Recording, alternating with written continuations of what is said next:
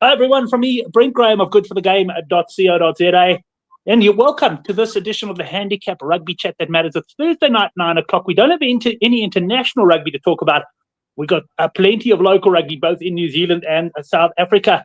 Just a reminder, if you aren't on the Good for the Game newsletter, it's a free newsletter that comes out every week, normally a Friday or Saturday, with Currie Cup, often on a Saturday because we have to wait so long for points lines. But there is a link in the description box below if you're watching on YouTube. And let's get straight into introducing the panel. And you'll see one of them straight away. And I'm going to bring the other one up at the bottom of the screen. And in fact, I'm going to introduce him first. It's the Mossman coming to us from Auckland in New Zealand. Mossman, how are you, mate? Good. Yeah, just in time again. Excellent. One thing I know about you, Mossman, you're always just in time, but you make it, if I can put it that way. Oh, yeah, it drives my wife crazy, right? I will just always cut it as fine as possible.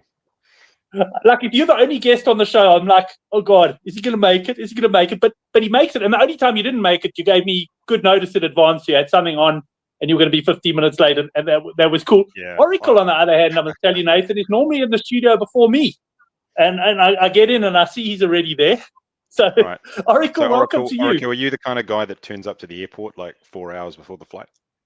No, actually, my wife does. I've missed flights. Yeah, I'm normally the last one that gets on. I've got no issue missing a flight. You just get on the next one. I've never been penalised. You talk your way out of it every time. I've never had to pay. And I have no issue going to the airport with a few minutes to go. Now that they've got lounges, on the other hand, and they're generally connected to bank accounts, I go a little bit earlier, and I make sure that I get my fill. So yeah. Anyway, I just want to firstly start off by congratulating you and on your Manawatu. That's the turbos, right? That's the turbos. Yeah. Yeah. So I see they plus 21 this week. I'm hoping you're going to tell me they've got the wrong favourite there as well. It might be a little bit ambitious, but yeah. Yeah. We'll definitely get into that. I wanted to actually open with that as well, Gav, and say to Nathan, very well called. I mean, you've made a lot of good calls on the show over the years, but in your own words, you channeled your inner oracle last week, but you were very confident that they had the wrong favorite. And yeah, I know a lot of guys who either watched the show or found out about it one way or another, got on there, and the bookies must have taken a bit of a pounding, I reckon, on that one. I think they did take a pounding, and the thing that was interesting too, actually, is that when we talked about it on the show, it was minus 9 plus 9.5, and then in the lead up to kickoff, I think it closed 6.5. And I had a mate of mine who bets, messaging me on the side saying, "Is this you?" And I was like, "No, all my business was already done." So whoever it was, it wasn't me, but it kept driving. But you're right, it did generate a few comments. I had a couple of people actually reach out to me on the side and talk about that one.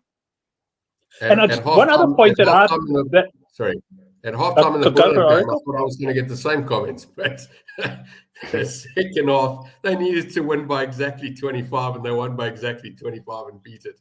That's crazy. Yeah, it was a crazy game to watch. It was a great game to watch, but they just Griquas were throwing the ball around and they got caught, and they came back and won. Well done to them.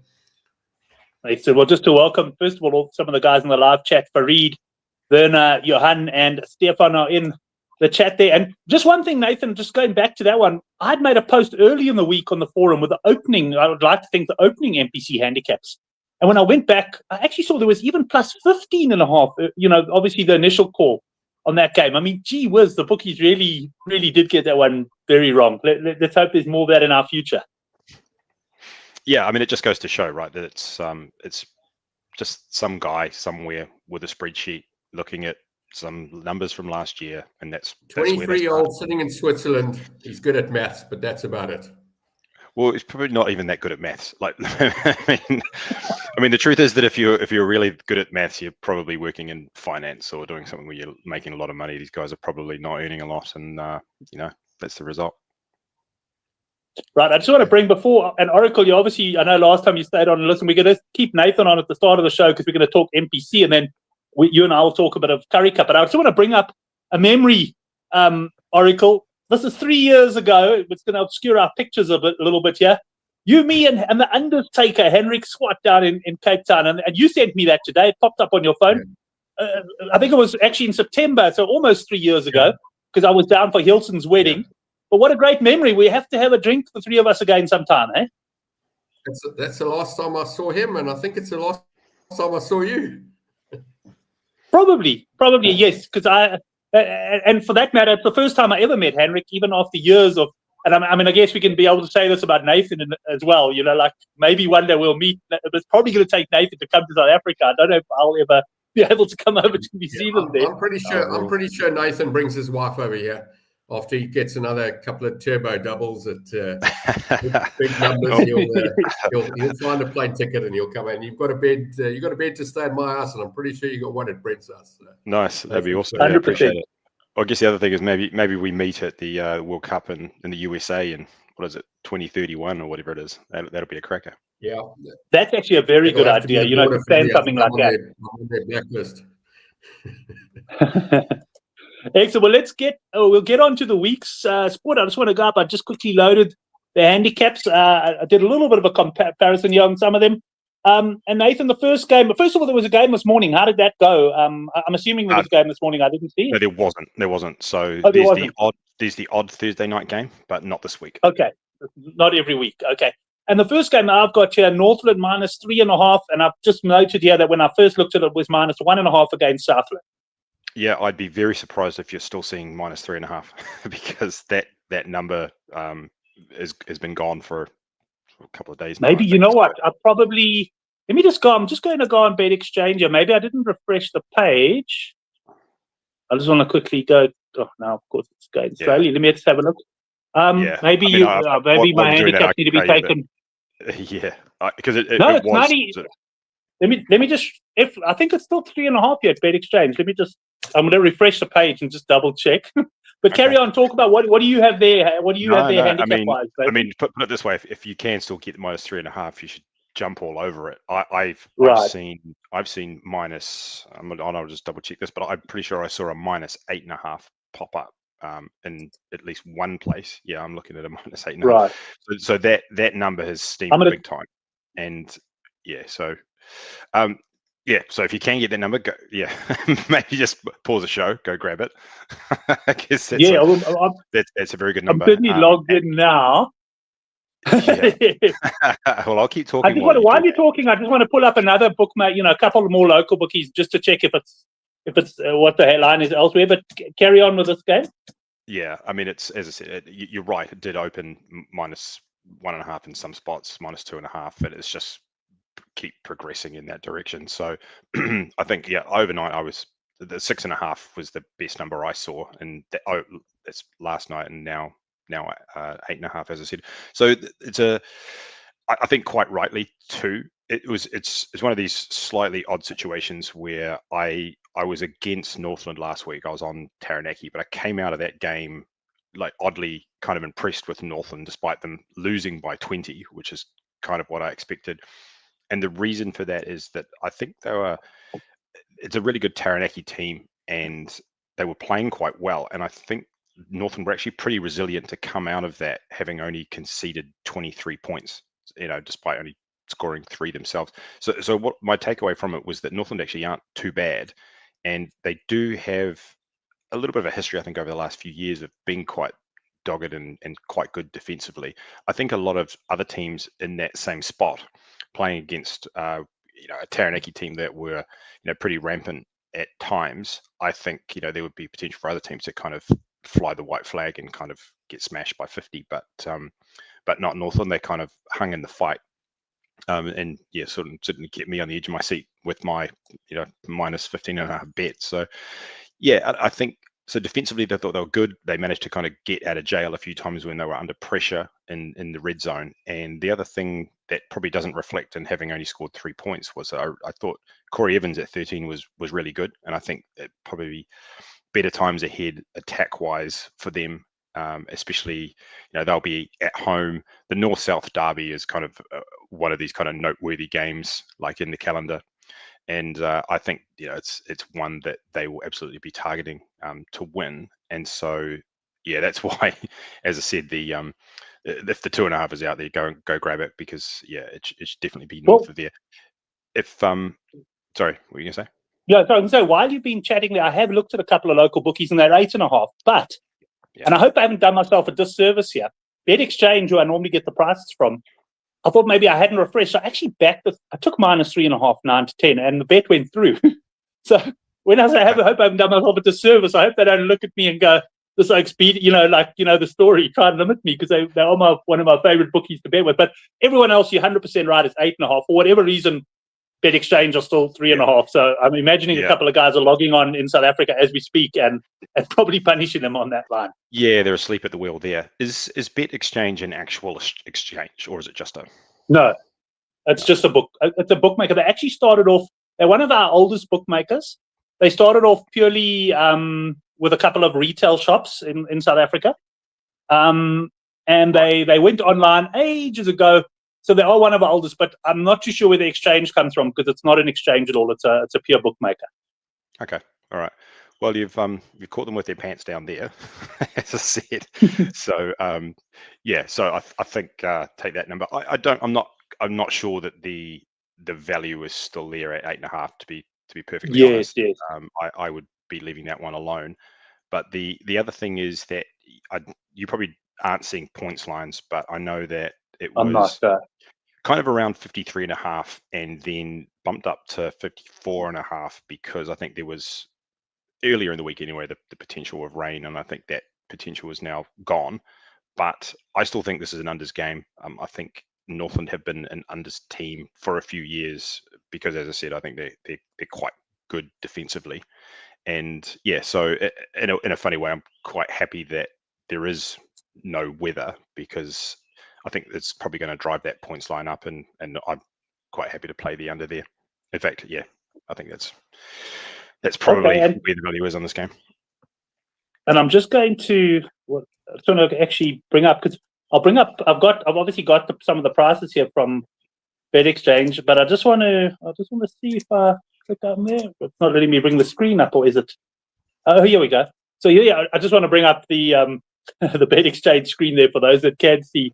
We got the -3.5, but I do have a points line as well at PokerBet, which is very much where you put it, Nathan, and that is 52.5. So you were saying 52, 53. So you reckon this is an unders game?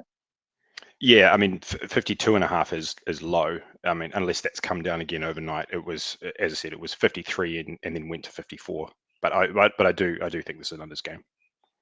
Excellent. Well, I'm going to bring up the banner for the next game, but at the same time, I'm just going to double check just in case there's a few other things. But this looks pretty similar. I've got Waikato here at -1.5, and I see -2.5 at PokerBet. I don't have a points line this game on Saturday. Any views on this one, Nathan? Sorry, I've got a 4-year-old screaming in the background. This one I think is lined correctly, so I'd make it right around here. I think it's I actually don't have too much to say about this one. I think this is right. It hasn't really moved too much. I think it might at times.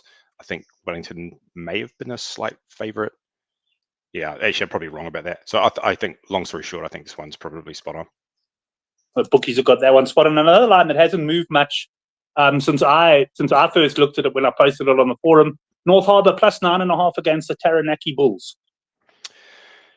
Yeah, there was 8.5, and it has moved out a little bit, perhaps from the really early numbers. But again, it's right in line with where I think the true line should be, and so this is probably one that I'm marking off the list. And when I say true line, I'm not talking about predicting the final score or anything. It's it's purely like 100%. having it's just the distribution of the scores, and whether it's 50-50 on either side of where it's going to land. And I know that probably seems a little bit strange, because people will look at last week and say, Harbour lost away at Manawatu, and Taranaki were still pretty impressive in my book. And so I'm sure there'll be a lot of sentiment for Taranaki, but I just think in general teams kind of regress a little bit back to what they are, and I'm not sure that Harbour are that bad. I don't think they're good, but I don't think they're quite that bad, especially at home. So we'll see. I mean, like, I'd even suggest that if it went too far in the other direction, that you might look at Harbour if the number got up, but at the moment it'd be no play. Right, and interesting you say there, as you say, you're not necessarily predicting there what the final score would be. but where you feel the line would be 50% either way. And that's a discussion I often have on X, and that when I say to guys, they say the bookies got that one horribly wrong. And I say, if there was 50% bets on either side of the line, the bookies actually got it right, because that's where they're placing the line. It's not, the bookies are not predicting where the game is going to finish. And a lot of people think that, take it like, oh, well, the bookies said it was 9 points and it turned out to be 25. As long as from their point of view, if you're a trader, you want to appeal to 50% of the punters on either side in an ideal world. And then you have to say that no matter what the score is, the bookies have got the line right. Yeah, I think you're mostly right. Like what I gather, and this is from listening and watching a lot of stuff, especially from people who are on the bookmaker side and traders and all the rest of it, is that they don't necessarily, they're not aiming for 50-50 action on either side. They actually are happy to take positions on things. Yes, they want to take a position. No, that's true. And the reason that they're happy to take a position is that, unlike us, we're betting at 1.9 or whatever the odds are you're getting, they're betting at 210. Like they're betting the other side. So in a way, like, if you think about it in that way, that they're betting against you, but they're betting against you at plus money, like, you'd bet that all day. Like, you're quite happy to take a 50% coin flip bet if the payout is 210, right? Just do that over and over again and you make money. No, you would. Of course, the disadvantage they got is things like overheads and that they actually need that bottom. But I do agree with you. I think the bookmaker is generally prepared to take a position. And if they didn't take a position, I think a lot of them wouldn't really have the volumes to make money. You know what I mean? Like, if you were just laying 50% either time, you probably would battle in terms of volumes. You need your traders to be able to take a position now and then as well. Just Pablo coming in the live chat. Strong wind in Albany, but I expect to have 60 points. So first of all, Pablo, great to hear from you, and looking forward to have you on, particularly when the URC gets going again. Any thoughts on? I mean, we've only got the points line on the one game, Nathan, but anything else stand out for you as an overs or unders game? Obviously, line dependent.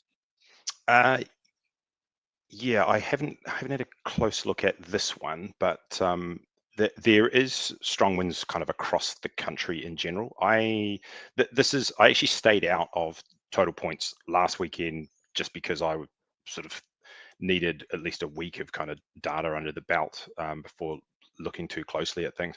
I think this is probably in general going to be an unders weekend. I think part of that is that because there was the threat of rain, I think that's basically not going to be not a whole lot of rain across the country when these games are going on, that I think it will probably drive some of the prices up. And in general, I'll kind of look to under in those situations. So like I do see the attraction of overs in a game like this, especially with Harbour, who do seem a bit porous. But it depends where that number gets to. So because I've seen some those numbers, once they get in the 60s, it doesn't take much for you to kind of upset the apple cart there. You get a period of 10 minutes where not much happens, and all of a sudden you kind of feel like you're out of the running.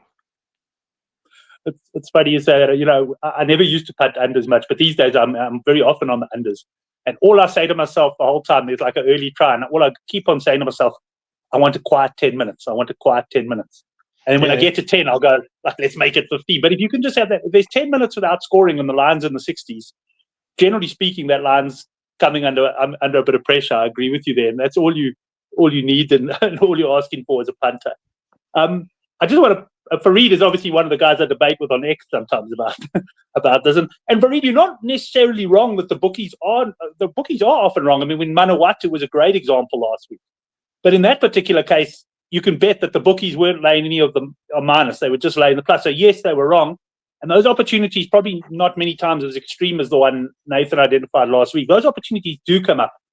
But generally speaking, they're not that far wrong. But for sure, rugby is one of the sports. I'm the same as you. I don't punt. I mean, I'll punt a bit of golf here or there. I'll have a bit of fun here and there. But I honestly think rugby to me is one of the few sports that you can actually make money on because things like weather and the bookies will make the odd mistake. So interesting one, and probably worth the show on its own. I'm just laughing. Stefan is saying Henrik will be proud. I'm assuming you're talking about me playing the unders there, Stefan. The undertaker would be proud. Yeah. I think just thinking about that idea of the bookies being wrong. I mean, I don't think about myself as betting against the bookies. Like it's a market. I'm betting against other bettors. Yes. It's a zero-sum game, like, so unless you're betting the opening line, which is something that's been posted by the bookies, what Yes. you're betting after that and close to kickoff is the opinions of other people in that market. And so, Yeah, because they're going to move the market. Yeah. Yeah, that's right. Yeah. So, really we're all in a way, you're just betting against other people. So yeah, it's kind of how I think about it. Excellent. Well, let's move on to the next game then. I think this is a big handicap one. Yes, it is. Tasman minus 21.5. I see this one lines up as well against Manawatu. This, of course, is a game Oracle was referring to when he was saying he hopes to tell him they got the wrong favourite. I don't think you're going to, I've got a feeling you're not going to tell me that at 21.5.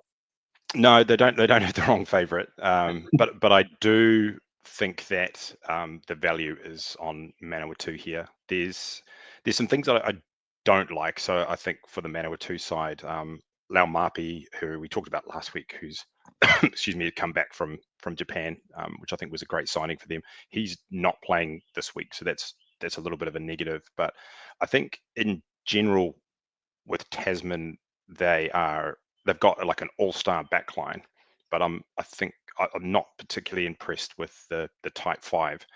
And as we all know, that's just such a key part of the game. Whether Manawatu are the team to exploit that, I think, is obviously up for debate. Tasman, I think they'd be probably disappointed from last week, and there's potential of a kind of a bounce back there. But just purely on value, like I think it's a big number, and again, like you can look really stupid, like betting a plus 21.5 like this when they lose by 50, but it's not about what's going to happen in this game. It's about what would happen if they played this game 100 times. How many times would Manawatu cover the 21 in 100, in a sample of 100, which even then is a small sample. But so I think would they cover it 55% of the time? Yeah, probably. So I think Manawatu probably still the value. That's the way to go. Well, Henrik was mentioned earlier. Henrik, I'm not sure, and I'll quickly bring it up in case you joined the show late, but I'll quickly bring up a photo from almost 3 years ago there of the three of us, Oracle, yourself, and myself there. But if my daughter was listening to you, Henrik, she'd say, stop body shaming, because I say exactly the same thing when a prop's on the run. I go, look at that fatty go. my daughter, she's not too serious about it, but she says, Dad, what do you say? But 100%, and I was going to actually mention, Henrik, the forwards, the tight five, they win you games. And I mean, that's what certainly of late Springbok Rugby has really based themselves on. So 100% in agreement there as well with Nathan. Right, let's move on then to the next game. What have we got here? Canterbury, minus 6.5. My early line that I picked up, and I'm not necessarily thinking it was the earliest of lines, but was minus 7.5 against Auckland. Yeah, so takeaways from last week. So one of the things that I'll try and look at is sometimes if there's final scores that aren't necessarily kind of reflective of the way that games went, and thinking about that the Auckland Waikato game, and I was on Waikato plus 3.5, I think it was, and it did feel a little bit like you kind of got out of jail because they were kind of dead and buried and came back to win it at the death. So it felt like an escape. But then having gone back and sort of looked at that game, Auckland scored 2 of their tries completely against the run of play. There was one that was an intercept that was sort of like 80 meters from one end to the other, and another it was like a drop ball that was kicked, and then a winger who kind of outsprinted everybody to the line. So I think in a way that scoreline flattered them. If you were looking at it from a analytical point of view, when they talk about expected points added, which is something they use in the NFL, like that would be a positive for the other team rather than them. That point on the field, it's more likely that Waikato scores than Auckland scores, and so it's like the odd 7-point swing or 14-point swing sort of thing. So so I think Auckland not as good as advertised. You could have said that for multiple years. Like betting on Auckland or betting against Auckland has been profitable. It kind of feels like if you're backing Auckland at this point, it's like betting the Chicago Bulls now because they were good when Michael Jordan was there. Like, it's just, they're just not the same team that they've been in past years. I don't think they're good at all. That's my view. That's my kind of hot take. It's probably not even that hot. I actually don't think Canterbury were great either last week, despite beating Wellington. I think, it was kind of a pretty average game between Canterbury and Wellington, but Canterbury did enough. They actually scored a couple of against the run of play tries as well. One of them was quite funny, actually. It was Johnny McNichol, who took an intercept from kind of like 90 meters out and then managed to outsprint Ruben Love over that 90 meters and gave him a bit of a serve afterwards as well. I think you could sort of do a little bit of lip reading, and I think he was just asking him, like, how come you couldn't catch me because I'm an old man, kind of thing. So there was a few rueful looks from Ruben Love after that one. But so long story short is I think Canterbury is the right side here, and I think Auckland still hugely overrated. I'm just also laughing because I thought of you again. It's funny how certain things will remind you of certain people. And during the Super Rugby, you made a comments about the Highlanders a few times about how, like, they scored a lot of their tries against the run of play, And last week in the Currie Cup, it was the final game on Sunday. Fortunately, I was on overs on points because I think there was something like 90 points in the game. But it was actually quite amazing. Grick was playing Boerland and dominating them, but they threw loose pass after loose pass, and without fail, Boerland would pick the ball up and go and score down the other end. And I remember thinking, this is exactly, well, probably a bit more of an extreme example, but exactly what you were talking about with Highlanders at one stage this season, where the scorelines were favouring them a little bit because they were scoring when quite frankly, it was more chance of the other team scoring. It's a good way of looking at it. It's not repeatable. Yeah. Yep. I see Henrik also coming in. McNichol's intercept try changed the game's momentum. Don't think Canterbury were that good against Wellington. And seems like pretty united on that one. Let's move on to the next game. Counties Manukau +9.5. There has been some line movement here since early in the week from +12.5. And I'll just double check that it is. We got about the same line at PokerBet. Versus the Bay of Plenty. What you doing here, Nathan? Yeah, I think the reason that this one has come in a little bit is because Bay of Plenty had a couple of guys named in the All Blacks who aren't in the squad. So Narawa and Leroy Carter named in the All Blacks and then aren't featuring here in this game. I think they've come up with some pretty good replacements for those guys, although obviously not quite as good. And I think for Counties, Dalton Papali'i left out of the All Blacks and he's on the bench for them. Other than that, fairly settled side. This is an interesting one because I was kind of surprised that it's come in a little bit. I still like Bay of Plenty here, and I'd be quite happy for it to come in a little bit more.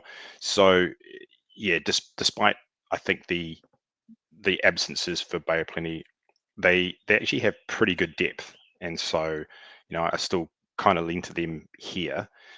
So we'll see what direction that line goes, but right now I would still be leaning on the Bay. Right, just bringing up Henrik. Steamers all the way. Fareed, County's looking better this week. We've got one more game to discuss. I think we've got just the one more game to discuss, and it's Otago, currently +4.5, and was some +7.5 early in the week against Hawke's Bay.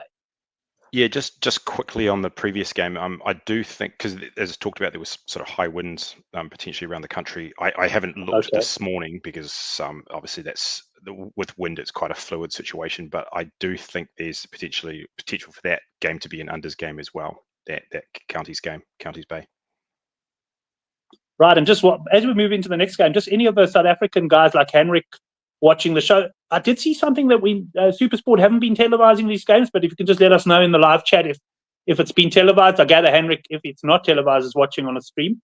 And that takes us to the final game. Nathan, Otago +4.5 at the moment. This one is probably in some ways the most surprising because I think that move from 7.5 to 4.5 is actually pretty sharp. And the reason I say that is that I would have suspected that most people would have looked at last week and seen what Hawke's Bay did against Counties and kind of think to themselves, like, I'm going to pile in on Hawke's Bay. And the lines moved in the opposite direction, which I think is the right way to move. I make it the true line right around 4.5. So like it's no play for me at that number. But as I said, I was surprised that was the direction that it moved in, because I do think I don't want to say the square side, but in a way I think it is probably Hawke's Bay just purely on last week's result. People that look at 1 week of scores and kind of decide that they know what's they know everything that there is to know. And you'll find generally, and this is you need to look across large sample sizes, is that the truth is usually far closer to the mean than it is for the like last week's result. I saw actually it was a great article that was written by somebody where they'd done like a regression analysis where they'd looked at for the NFL, if all you did was look at the week's previous result, like how predictive it was, and it was not predictive at all. Like, so basically it was like if all you did was look at the previous week's result, make some kind of bet, you'd lose your shirt, because 1 week means nothing is basically what it comes down to. Right, and just to mention that, it doesn't, contradicting, Matt Farid says SuperSport cover 1 or 2 games. Other guys say no games. Henrik says he streams on dodgy websites. And that's quite an appropriate time to bring Oracle back into the mix. Dodgy websites, Oracle. But any comment, any question for Nathan before we move off this? And then before we say cheers to Nathan, I just want to maybe wrap up the Lions series. But any comments any questions for Nathan from your side, Oracle? No, I enjoyed the Lions series. I obviously got it wrong. I expected Australia to win that first game. I didn't get it right. Second game, I thought they'd be pummeled. Didn't get it right. And I didn't have a bet in the third one. So, I was 0-2. I didn't make any money on that series. It just brings into question. I said to my son yesterday, have you seen the handicap for South Africa, Australia? It's 18. I think that's I know it's not the highest we've had, but it's certainly the highest in quite a while for next week's game. I think they performed well. I think if they look at their report card for their series, I think they did it right. They certainly beat my expectations. Well, they did at the end, not in the beginning. I've got a couple of things for Nathan. I wanted to go through a few comments he made along the way.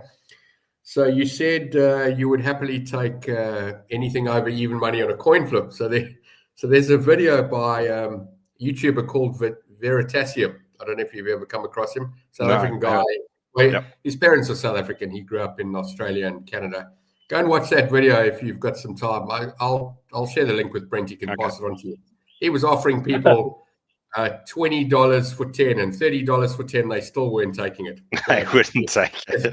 Yes. The three of us would happily take the 1 cent over 101 to 1 all day long, of course. But absolutely, it's funny that not if I'm relying on a dodgy YouTuber to pay me the money, though. They've done similar things, like that have like students or whatever that went around and they'd do these studies where they would tell somebody that like a coin was biased or whatever, right? So that you're more likely to win on heads, and people would still occasionally pick tails because they were like, oh, tails must be due. You know what I mean? Like that's the kind of mentality that people have. It's like, oh, this was 3 heads in a row, so the next one it's probably likely to be tails. And it's like, I just told you that it was biased towards heads.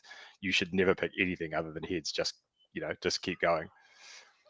Farid, if you can find the link to it, it's quite an old video. I think it's about 10 years old or 12 years old. I don't know. If you can find that link, if you do follow that channel, then post it in the comments. Right, next one. So I walk into a customer the other day. I told Brent about this. I'm looking for the manager. Never been there before, but it's part of the business that I've taken over. And this guy comes up to me, goes, Oracle.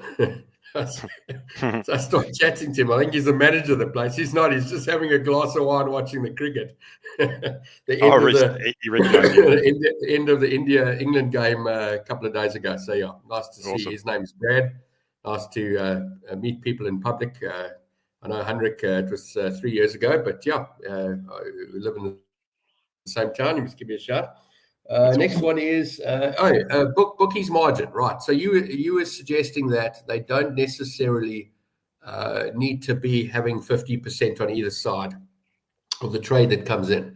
Now, I'm going to tell you that is 100% subjective to the bookmaker at the time. So there are, from a scale of 0 to 100, you've got bookmakers that don't want to bet. They're the 0, and you've got the ones right up close to 100. Happy to take a position, and I've always been the closer to 100 bookmaker, and the people I work for or have worked for, especially if they're closer to the zero, we've had words like "you too high," you 3 points off the average of the world or the country. I learned that 3 points is probably too much, but the right thing to do. What we used to do, I think the most effective was when we had the 7 Super Rugby games at the time.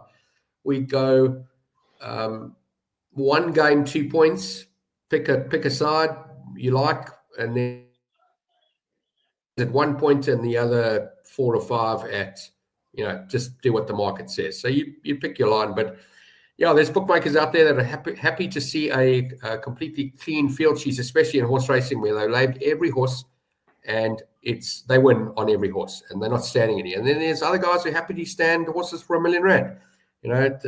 So it is subjective, but you're not wrong, as you said earlier, or Brent said earlier.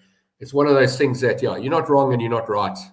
Either way, it depends on the person. And, the successful ones, if they get it right and they know what they're doing. I was very good at my rugby trading.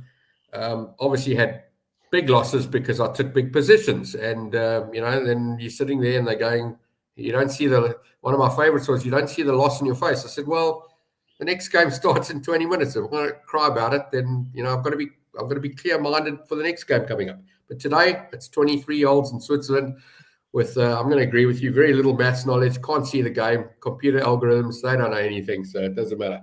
Right, next one. He's got a lot of questions for you, Nathan. I do. I was just going to say, just on that one, I was listening to someone who was like a kind of an industry insider who'd been a bookmaker and all that kind of thing, and he was talking specifically about the Bet365 lines, and obviously being, I think, basically the largest in the world, they have so much data that they know what the true line should be, but they'll take a position somewhere on either side of that because that maximizes revenue. For them it's just all about making money, so they don't care about anything else. So there's the true line, there's the actual line. He described it as a thing of beauty that they know exactly where to put it. And it'd be like, you think about some of the stuff we talk about, right? Like that there'd be a line that you could position on the Sharks kind of every week where people are going to look at it and go, oh, it's the Sharks, like look at that lineup. They've got so many good players. All right, like I'm going to take that number. And they know that. And so they position it where, they're going to take that action knowing that it's wrong. And I'll say one other thing. I also priced up my opening quotes based on what I knew was going to be the first big bets coming through by regular punters that I had. And I knew which way they were going. So I would go a point in my favor, sometimes stretching it to 2 points, and they still took it. And I used to laugh, especially with the mugs. The guy would come on and he'd say, what do you know? -10. All right. I'll put 20 grand on. You can just divide by 10 in your case at $2,000. Then I'd say, all right, you just took -10. I'll give you -9 now. How much do you want? And then I'd give him -8 because historically I got it wrong. So I was happy. If he was happy to pile into a game, I would just give him a better price for every number. And this phone call would take 3 minutes. So yes, it was available on the website for anybody, but it went back to the -10 or -11 or whatever it was before the phone call started. Those are in the old days when we took more phone calls than we had website bets. But today it's a computer now. Anyway, I've got one more question. 2 more actually. I've got a comment and a question. So I noticed that sometimes, in fact, let me say it this way. I went and watched South Africa play England at Twickenham in 2012. And I'm sitting in the stadium, it's a November game. It's 2:30 start. And I said to the guy, why do you play games at the same time? So because it wasn't the Six Nations, I think not France. France plays it late at night. I think Italy were playing at the same time as Scotland were playing. The guy says he doesn't care. I'm sitting next to me at a season ticket, doesn't care. Now, in South Africa, we I'm going to say almost never, because we have occasionally, and it's generally a mix-up or it's got something to do with a South African game happening on the same day. But in the Currie Cup or the Super Rugby, we never played games at the same time. I see your NPC has games at the same time. Yeah. How do you watch all of them? I mean, what do you think of that? No, I think the reason for that is that there's only certain number of slots, like whether it's TV or not, like over the course of the weekend. So because you've got the Friday night game, and then you've got you need to distribute 3 games across the other 2 days. So you've got an afternoon slot at 2, at 4, and at 7. So you're right. They should actually be able to, in theory, distribute them all to be able to come up with that. 7 games over 4 days doesn't seem hard to do. Yeah, for whatever reason, they choose not to have a Sunday night game. I don't know why, but maybe they just think people wouldn't turn up for it. So yeah, I can't really explain that, but that there's never a Sunday 7 o'clock slot. So what that means is that they put an extra game in at the 2 p.m. slot.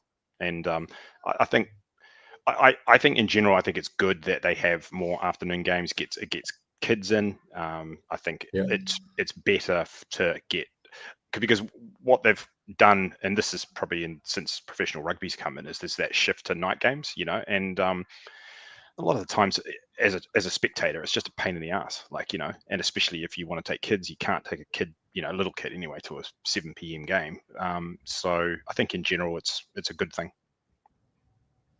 All right. I can't remember what your comment was, but I wrote this down, and I remember cheering when Kepler Wessels went out in a cricket game.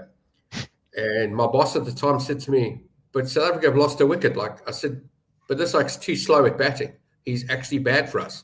The next guy coming in will increase the run rate and is actually good for us. I can't remember what your comment was, but I write that down, and I stand by that. Kepler Wessels was the absolute worst. He couldn't tick the run rate up, and we were better off when his wicket went down. We were better off. We had more chance of winning the game. Anyway, the last one. Actually, that just reminded me. There's quite a good story about that. Jeffrey Boycott was batting too slow in a game that England needed to win, and I'm not sure if they drew straws or how it came about. But Ian Botham, who was new to the team, was told he had to go there and run him out, and he did. He went and ran him out. And I think he might have been the captain, so it was he was not particularly popular with Jeffrey after that. But the team decided that's what needed to happen.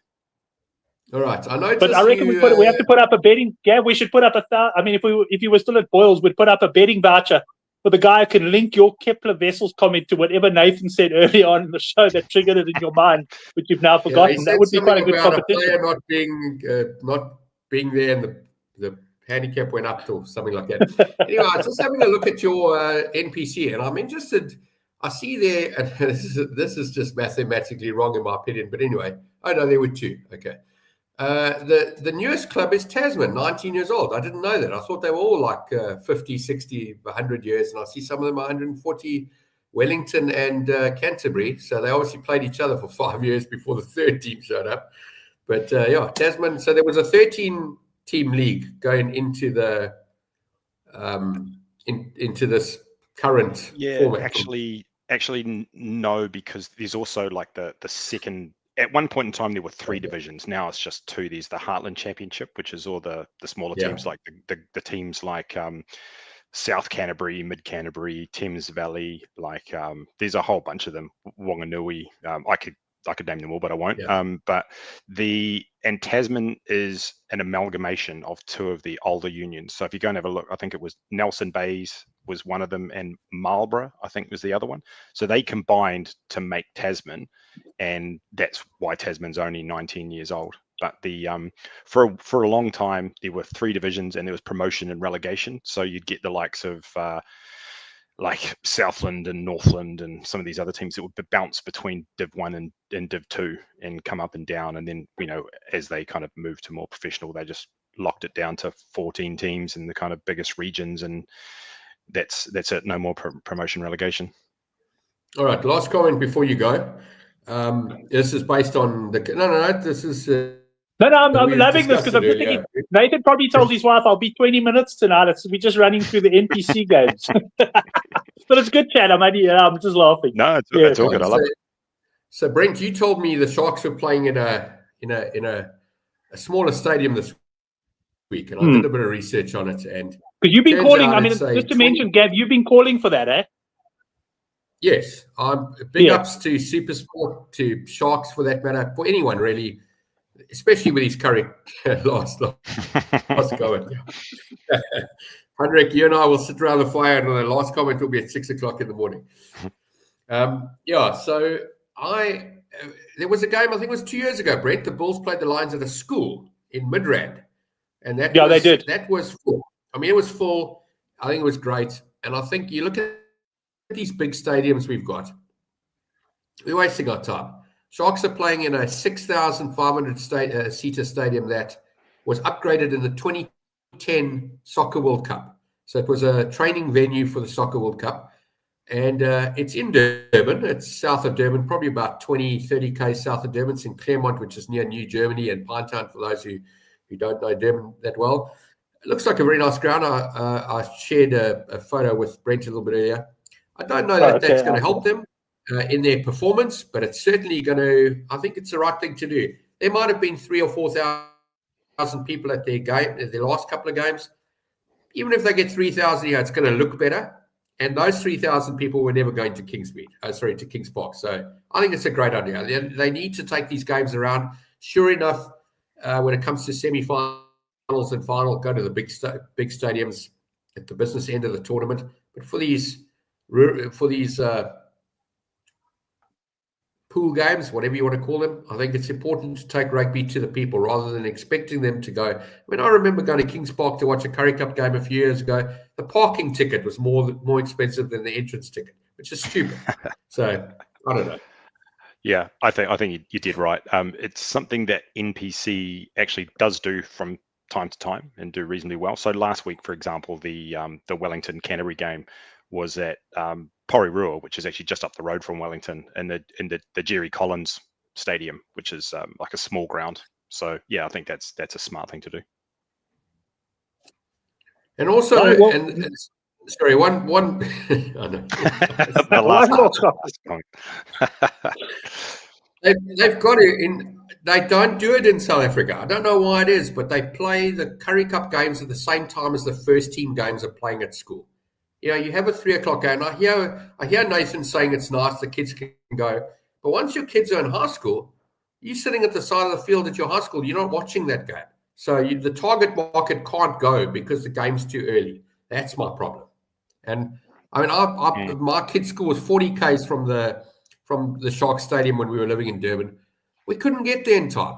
We just couldn't get there, so we never went. So we were potential stadium goers.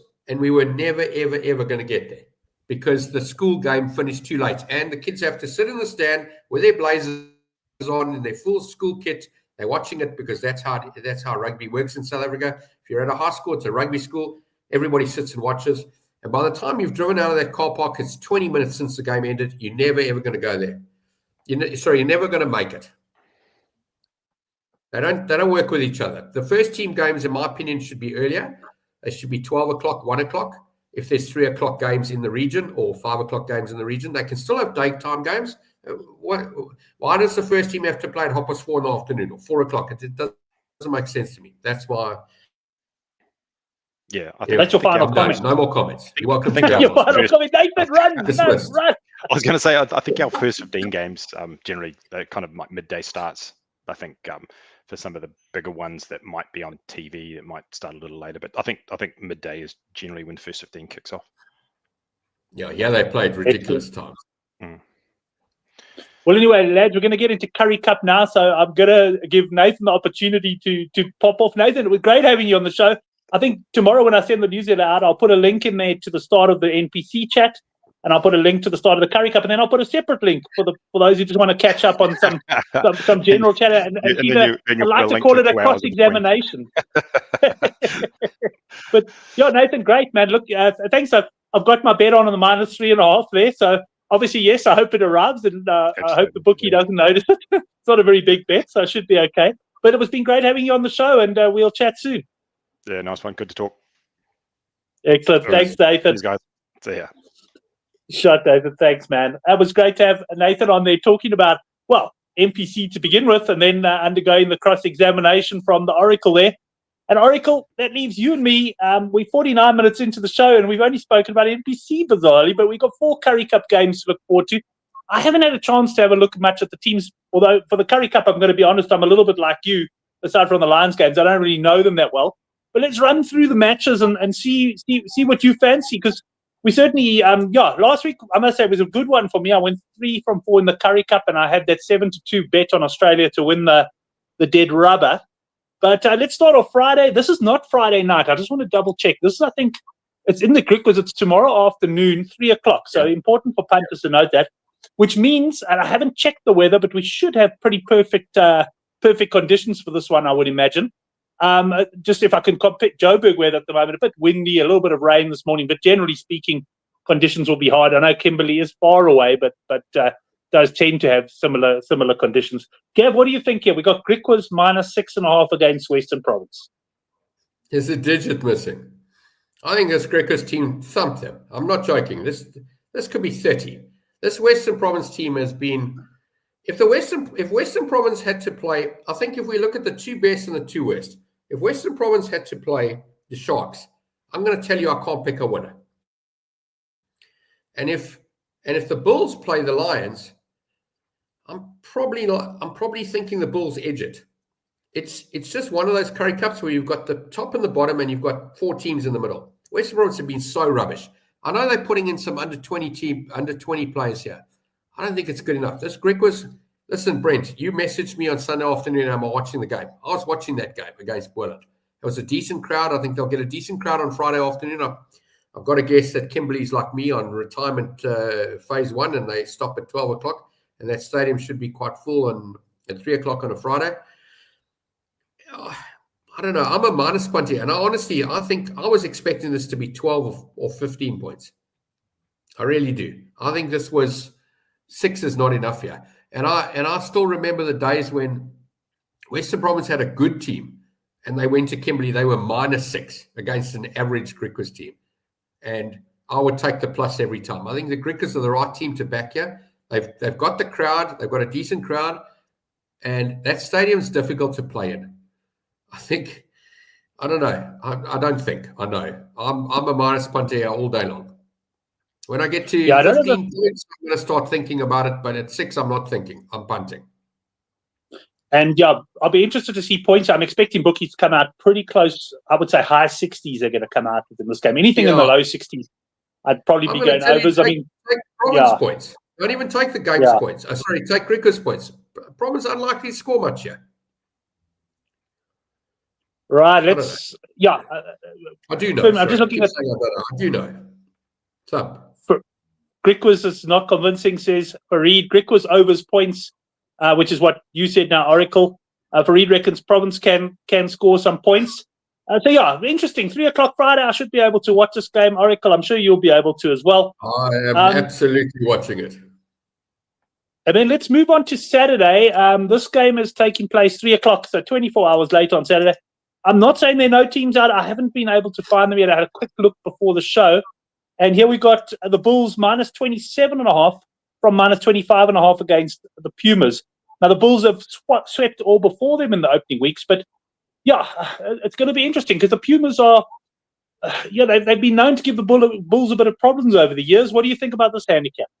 I'm a minus punter here as well, Brent. In fact, I'm going to tell you I'm minus in all 4. I don't know when last we had 4 minuses arrive, but this week, I think we're getting all 4 minuses. And I hate to say that because mathematically and analytically, the pluses arrive when you don't expect them. But this weekend looks like an absolute minus, I don't know, bomb. I don't know.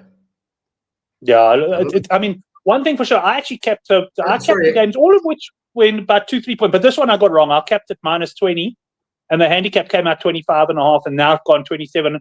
And I put my hand up straight away and said, okay, I got this one wrong. I'm not backing the Pumas plus because I handicapped it at 20. The bookies are more correct than I am in the handicap. And that's the thing for me. That you often say, Gavin, it's a plus or a minus or no bet.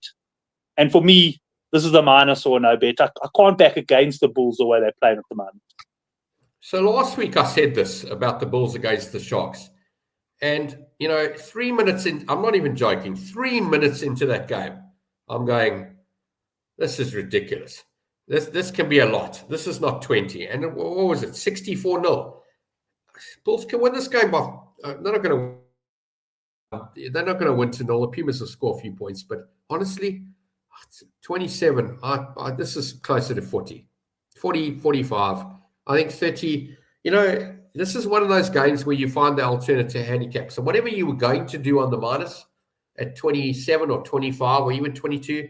just go take minus 35 and get a better price for the same stake and watch the game, because you're more likely, I've always said it the opposite way. So 8 points, 10 points away from the handicap, you're going to get close to 3-1, 5-2, 3-1, depending on where you go. It's like a 70, 80% chance it goes to 35 than it does to 20. That's what I'm saying. Yeah, interesting. I know Compost, haven't seen him around on the forum for a while, but I know he used to have that strategy that he'll rather take the 15-10 than the 9-10 type style. Yeah. And even potentially the bigger price there. Right, let's bring it up the next game. Now, this is an interesting game. We spoke about the venue change, which will make, should ensure there's a good atmosphere at the ground. We got the Sharks here plus 4.5 against the Cheetahs. Cheetahs, poor first outing against the Boerland, getting beaten in the 87th minute. They then came out and I think gave the bookmakers a good result last week, because from what I could tell, most of the punters were on the Pumas. They certainly took the early lines, although the Cheetahs did get back into slight favourites. But the early handicap Pumas punters would have got burnt there. And they play against a Shark side that have been really, really poor so far, Gav. There's a digit missing here as well. This is going to be 20, 25, 30. This can be very big.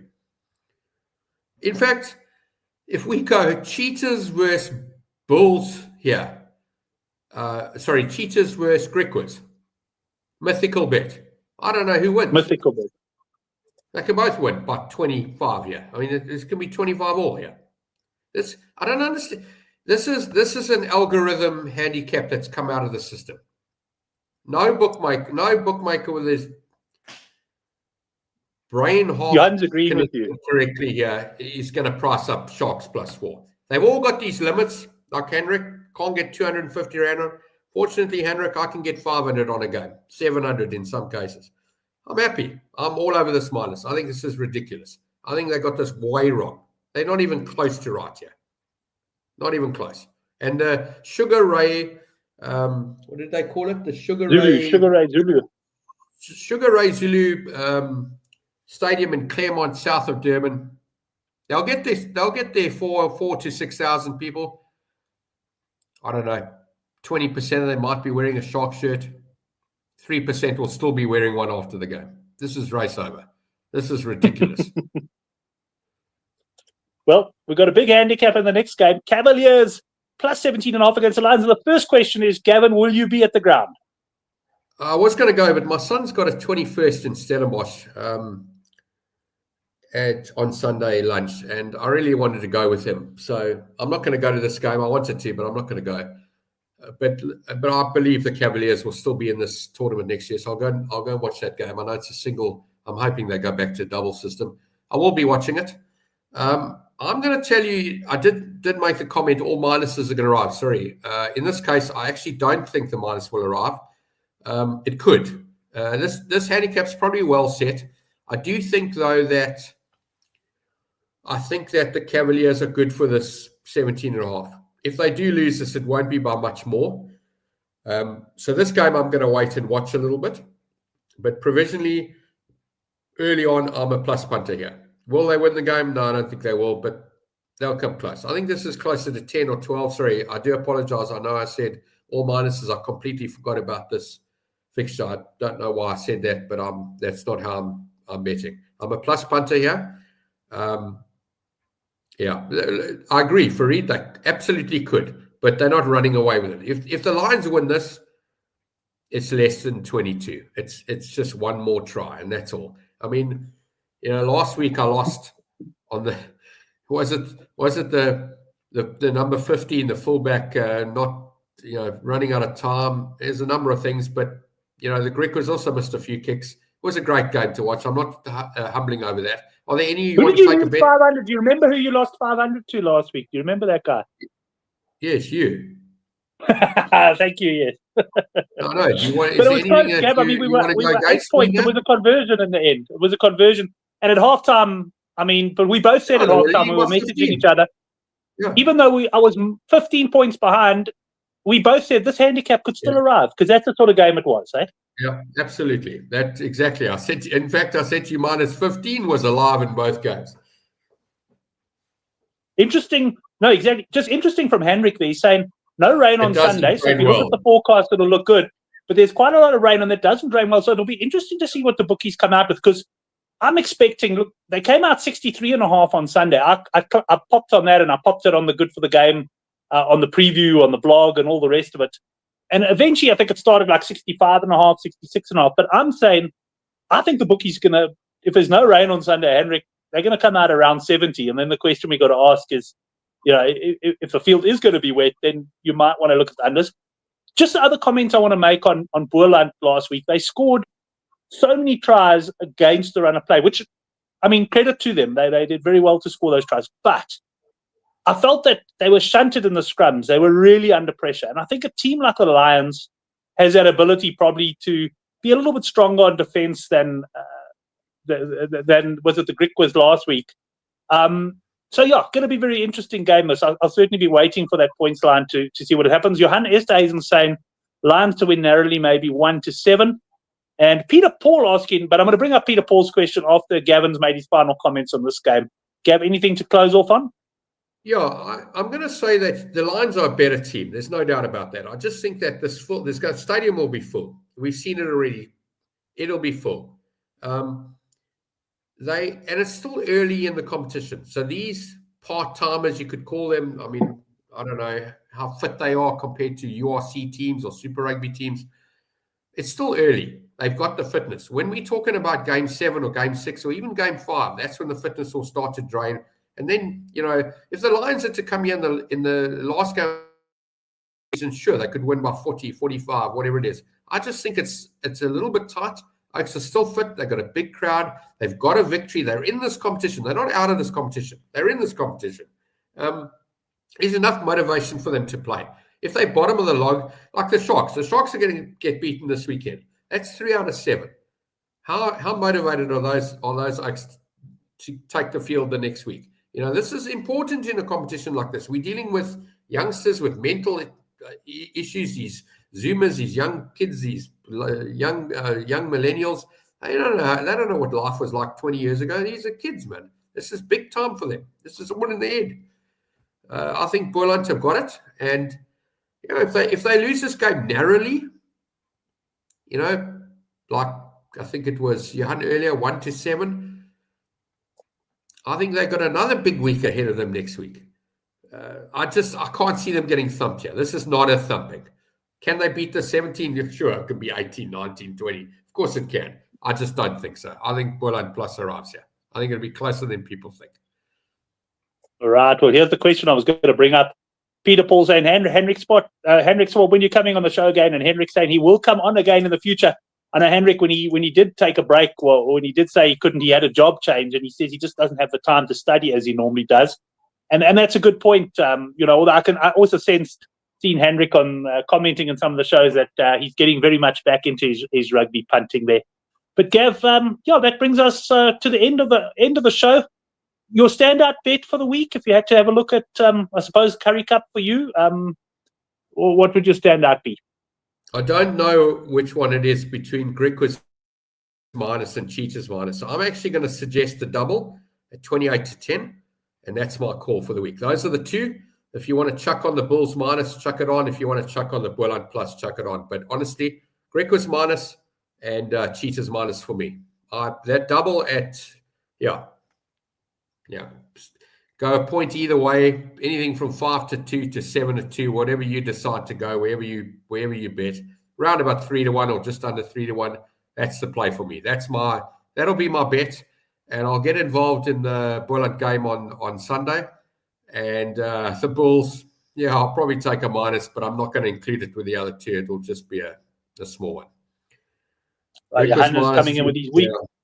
Yeah, Griquas minus 4.5, Cheetahs minus 4.5, Boerland plus 19.5 at World Sports Betting at 11-2. Yeah, so I think you like that one. Something there, Brent. Sorry, I just want to say something. So you don't lose out because there's no tax on sports betting. You don't lose out taking the double and deciding what to put on the third game. And what's nice about this, and again, going back to my comment earlier, the games are different types. You're better off taking there you go. I mean, for the scared, and this is what do they say? Scared money don't make money. For the scared Oaks, Just take the win double. Where's Hard? Where's Hard? He'll be taking this. So yes, yeah, I thought of Couch Critic as well. Couch Critic would be all of this. Well done, Henrik. I've completely forgot about his double 4 to 10s. Yeah, you know what's nice. I call it a manual multiple, and I know it takes a bit of I wouldn't call it discipline, but it's also in the head. Because picture a guy, right? So let's say all even money. So picture a guy takes this even 10 Rand bet and he wins. Now he's got 20. Goes to the next window. Picture Home Affairs, right? He's at the next window, even 20. Now he's got 40 Rand, even 40. Now he's got 80, even 80 Rand, and so on. And when he gets to, 512 or 1,024, 4,096, wherever he gets to, whatever the number is, he's no longer punting because he's a 10 Rand punter. So he's scared. So if you're the scared guy, take the treble. But I'm okay with that. And I'll take the double and I'll make a decision on how much of that profit to put on the third leg, which I'm not as confident on as I was in the first two, if that makes sense. Yes, no, that makes sense. You don't necessarily, if the third leg's your least confident choice as well, and you're really confident on the first, you don't want to lose it all on the third leg. You'd rather have the money in the bank and then have a nice solid punt on the third leg perhaps. But yeah, I agree with you 100% there. But scared to take manual multiples. Don't be scared. No, fair enough. And just to thank, first of all the guys in the live chat. I think I'll just bring that good old photo up one more time. The three guys, we must definitely get some more good for the game and handicap get-togethers over the years. And Gav, to yourself, as always, great having you on the show. We'll be in touch on WhatsApp and that, no doubt, over the weekend. And have a good day. I hope you in front of the TV tomorrow at 3:00. I will be. Is there anything you want to get involved in with me to increase your 500 Rand you got? Okay. I was thinking about it because I'm not strong on much this week, but I'll tell you what we do. You must be happy. Don't just take it for the sake of it. No. I am. There was one game that I am happy to have a look at, and Fareed is also saying he likes doubles as opposed to triples, and I'll bring the game up here. It is this one. Okay. Let's go 18 no bet. So this time you have the point on the other side. So I need the Lions to win by 19 or more, and you need 18 no bet. You need 17. Does that make sense? It does, and I hope you're clipping this, right? Because I am going against my team here, and it's very rare, but I am going against them. And I'd like you to clip this because I know Henrik, he might be on Brandy and Coke number 4. And he's going to forget that I went against my team. And he needs to remember somehow that I did actually do it once while he was watching. Excellent. That was the oracle for you. Thank you, everyone. I'm on board, 100%. Plus excellent. 18, I'm happy. Will I be 1,000 up or will you be all square next week? Let's see. Excellent. Thanks, everyone. Thanks for watching the Handicap Rugby Chat That Matters. We'll be back next week, Thursday night, where of course we've got some test match rugby to look forward to. That's going to be absolutely great. And looking forward to that. We've got a handicap. I think they have Oracle said of Australia. What's it, minus 18.5, Oracle? 18. It seems too big. I don't know. I haven't looked at it that much, so I'm not. It just feels too big right now. I'm not having a bet. I haven't had a bet yet. It just feels too big. That's all. Does feel big. Anyway, thanks, everyone. And we'll see you next week for the Handicap Rugby Chat That Matters. Cheers.